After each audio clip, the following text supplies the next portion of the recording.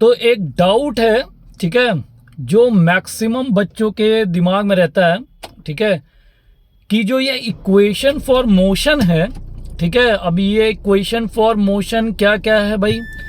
तो equation for motion है v is equal to u plus a t, ठीक है, जहाँ u क्या है, initial velocity of the object, okay,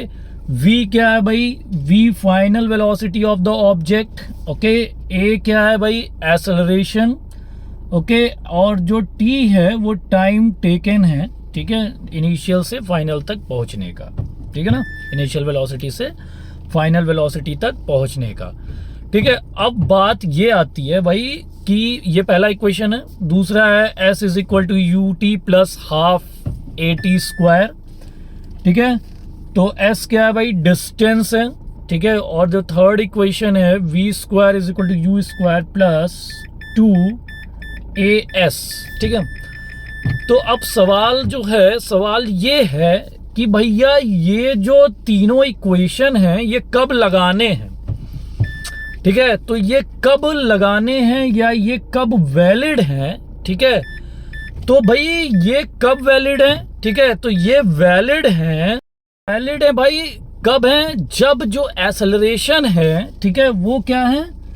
वो यूनिफॉर्म हो, ठीक है, यूनिफॉर्म हो एक्सेलरेशन,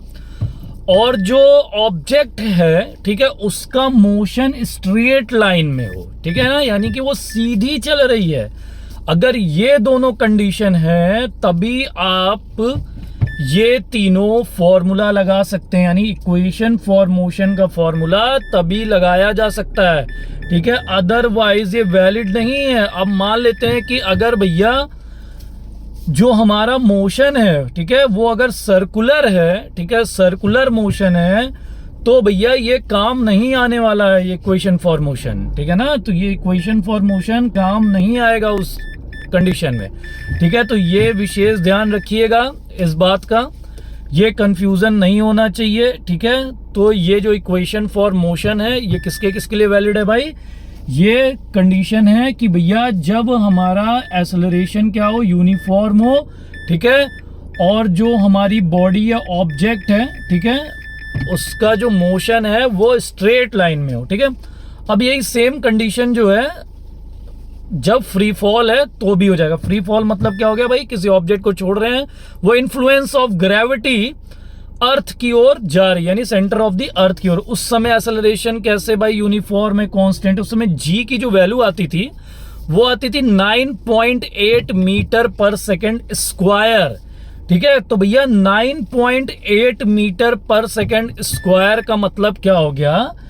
कि जो वेलोसिटी जो एक्सेलरेशन है, ठीक है, वो क्या है, कांस्टेंट है, ठीक है। एक्सेलरेशन कांस्टेंट कैसे है भाई,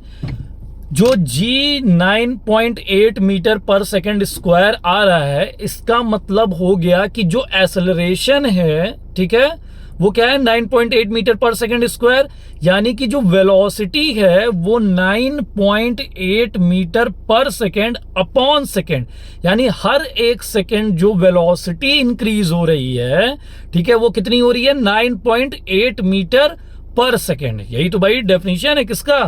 एक्सेलरेशन का,